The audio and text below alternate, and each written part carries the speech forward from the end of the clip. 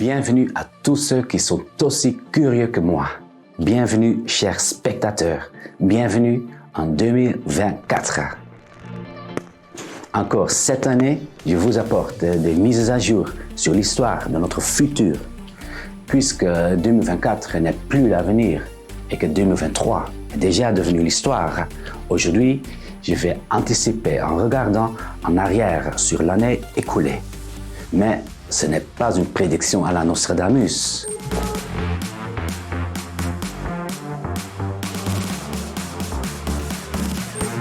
L'astrologue français Michel de Nostradame a publié son livre « Les prophéties » il y a près de 500 ans. On prétend que plus de 70% de ces 942 prédictions se sont réalisées, telles que l'assassinat de John F. Kennedy le 11 septembre et la pandémie de Covid. Ces prédictions pour 2023 semblent pour le moins exagérées. Pour 2024, il prédit le chaos climatique, une confrontation avec la Chine en mer, un nouveau pape ainsi qu'un changement de trône en Angleterre. Selon Nostradamus, le roi Charles abdique cette année et une personne inattendue devient le nouveau roi, peut-être le prince Harry.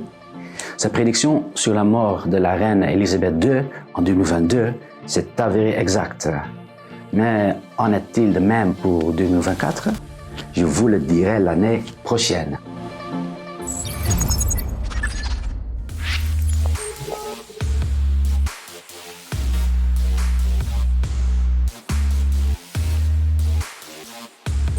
L'année dernière, je pensais que Poutine perdrait la guerre en Ukraine, mais cela s'est avéré être de l'optimisme. Il n'y a pas eu d'offensive décisive russe ou ukrainienne, mais il y a eu une impasse.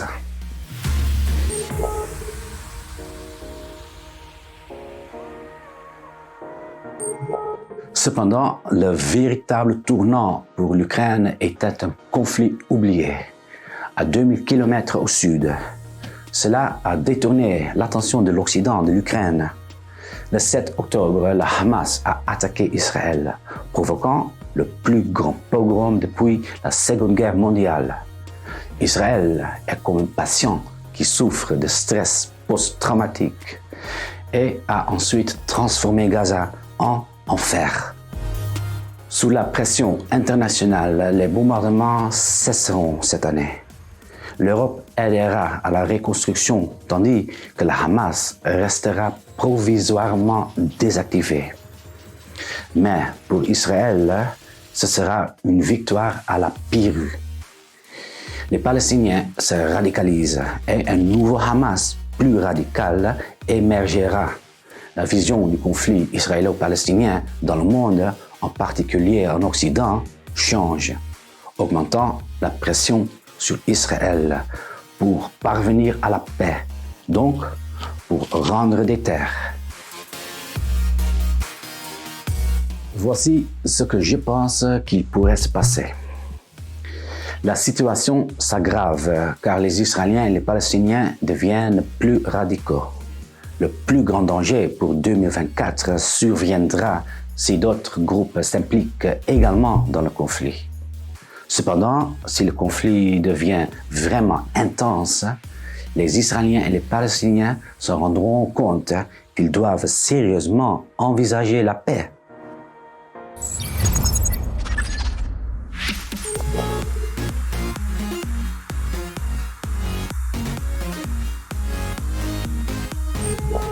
D'autres prédictions de l'année dernière se sont avérées exactes.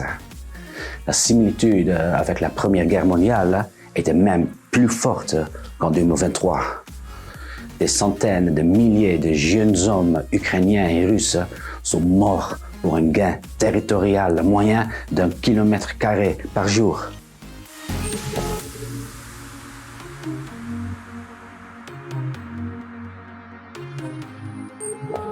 L'Occident est resté fort et uni en 2023, car la domination mondiale est toujours en jeu. Il a soutenu l'Ukraine avec 100 milliards de dollars. L'OTAN s'est encore étendue aux frontières russes et les sanctions contre la Russie sont devenues encore plus sévères. Bien que Poutine ait été humilié de plus en plus en 2023, le temps joue en sa faveur et il essaie depuis le début. Le temps est sa carte maîtresse et il semble tirer parti de cette carte en 2024.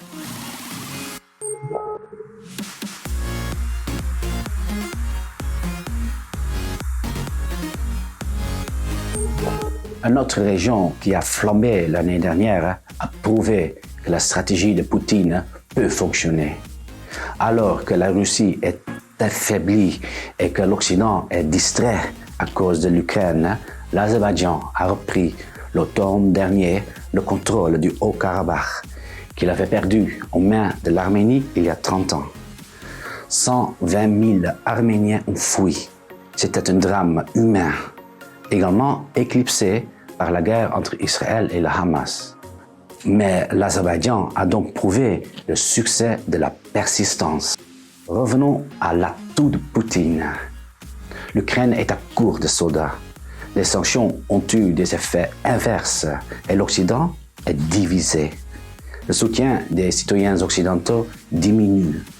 Un hiver rigoureux pourrait aggraver les choses, mais cela seront surtout les deux élections cruciales de cette année. Pendant ce temps, Poutine attend patiemment le moment pour jouer son atout. «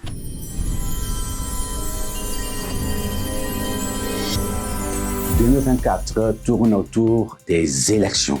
Jamais autant de personnes ne sont allées voter. La polarisation en Occident est d'une ampleur inédite, rendant les élections de cette année plus déterminantes que jamais. Dans quelle direction l'Occident se dirige-t-il? Plus que jamais, cela est déterminé par les médias sociaux et l'intelligence artificielle. Dans plusieurs vidéos l'année dernière, j'ai déjà montré à quel point ils peuvent être négatifs pour la démocratie et la société. X de Elon Musk aura du mal en 2024, surtout en raison des interventions de l'Europe et des États-Unis lors de ces élections cruciales. Si Trump s'énerve sur X, comme à son habitude sur Twitter, cela compliquera encore plus la situation pour Elon Musk. Et une personne en profitera beaucoup, Mark Zuckerberg, avec sa nouvelle plateforme Threads. L'intelligence artificielle sera encore meilleure et plus importante en 2024. En raison des élections, les gouvernements veulent encore plus rapidement établir des règles pour l'IA pour prévenir la polarisation, disent-ils. En même temps, ils veulent que l'IA continue de se développer dans leur pays afin de rester compétitif sur le plan international. Ceci crée une sorte de course aux armements en matière d'IA entre les États-Unis et la Chine.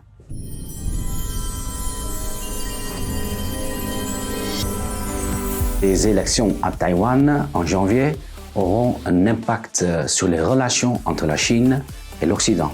Je prévois un virage vers l'extrême droite en Flandre et en Autriche. Tout comme cela s'est produit aux Pays-Bas. Au Royaume-Uni, le Parti socialiste pourrait remporter les élections, mais le mécontentement populiste y persiste et éclatera un jour. Cela éclatera dans l'Union européenne cette année? Lors des élections européennes de juin, les partis populistes anti-Union européenne gagneront du terrain, ce qui va diviser davantage l'UE. Surtout parce que ces partis sont souvent opposés à un soutien supplémentaire pour l'Ukraine.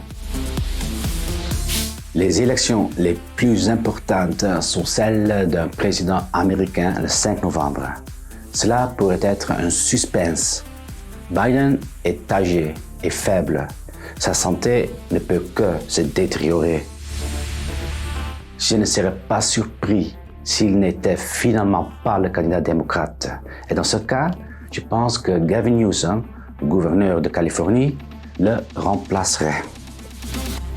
Si Biden arrête pour des raisons de santé, Kamala Harris deviendra temporairement la première femme présidente d'Amérique. Ce qui pourrait alors se produire est incroyable. Il est probable qu'en tant qu'ancien procureur, elles doivent céder la présidence après les élections à Donald Trump, qui sera alors en prison en Georgia.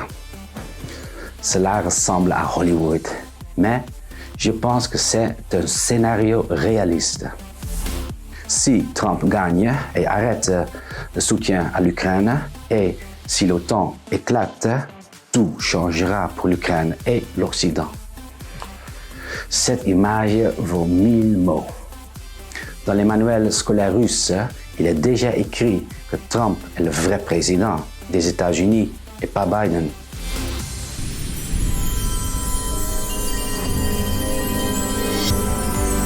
Quelles que soient les issues, les relations mondiales changent depuis quelques années déjà. En 2024, le monde deviendra encore plus multipolaire.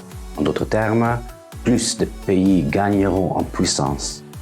L'époque des une ou deux superpuissances est révolue. Des pays comme l'Inde, l'Arabie Saoudite, la Turquie, l'Afrique du Sud et le Brésil deviennent de plus en plus influents. Ces pays sont des États pivots géopolitiques. Ils ne font pas partie d'un grand bloc de puissance. En même temps, l'Occident perd de sa domination, en particulier en raison des troubles politiques dans l'UE et aux États-Unis et en raison d'une attention accrue portée à l'Ukraine et à Israël. Cela incite certaines régions à saisir l'occasion pour régler leurs conflits oubliés. L'année dernière, nous l'avons vu par exemple avec le Haut-Karabakh. Et cette année, surveillez particulièrement le Soudan, le Sahel, le Congo, le Rwanda, le Myanmar, l'Haïti, le Guatemala, la mer de Chine méridionale et en Europe avec la Serbie.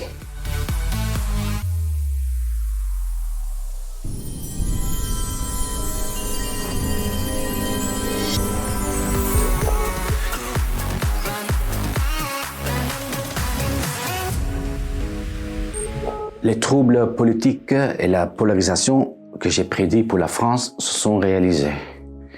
Je ne m'attends pas à beaucoup de différences pour 2024.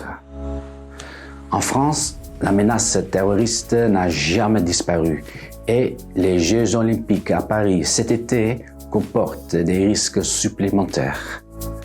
Macron n'a aucune difficulté à déclarer l'état d'urgence. C'est peut-être sa manière de maintenir sous contrôle l'inquiétude latente des Français, qui persistera également en 2024. Par exemple, à cause de l'austérité des allocations chômage. Mais il y a aussi de bonnes nouvelles pour la France. Après 2 ans, la Notre-Dame sera entièrement restaurée cette année. Malheureusement, la célèbre cathédrale ne sera pas entièrement prête pendant les Jeux olympiques, mais plus tard dans l'année, la Notre-Dame aura retrouvé toute sa splendeur d'avant l'incendie.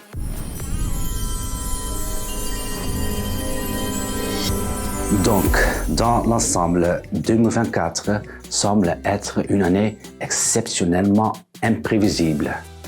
Cette imprévisibilité rend 2024 très inflammable. Mais cette même imprévisibilité peut aussi être notre chance, car l'imprévisibilité peut également apporter des surprises positives. Et laisse-moi terminer ainsi. En raison du monde multipolaire et des nombreuses élections, le dé n'est peut-être pas jeté du mauvais côté. Chers spectateurs, ce que je vous souhaite pour cette nouvelle année est en fait prévisible. Mais après cette perspective, ne trouvez-vous pas la prévisibilité aussi agréable que moi? Malgré la morosité de certaines perspectives, je mets en avant pour votre vie et la mienne la meilleure année qui soit, remplie de bonheur, de santé d'amour et de succès. Je vous souhaite à tout cela du fond du cœur. Ne laissez aucune attente négative ou anticipation influencer votre propre vie. Vivez pleinement comme jamais auparavant. Si vous souhaitez en découvrir davantage sur moi dans cette nouvelle année, abonnez-vous à ma chaîne et je vous retrouve bientôt ici. Bonne année!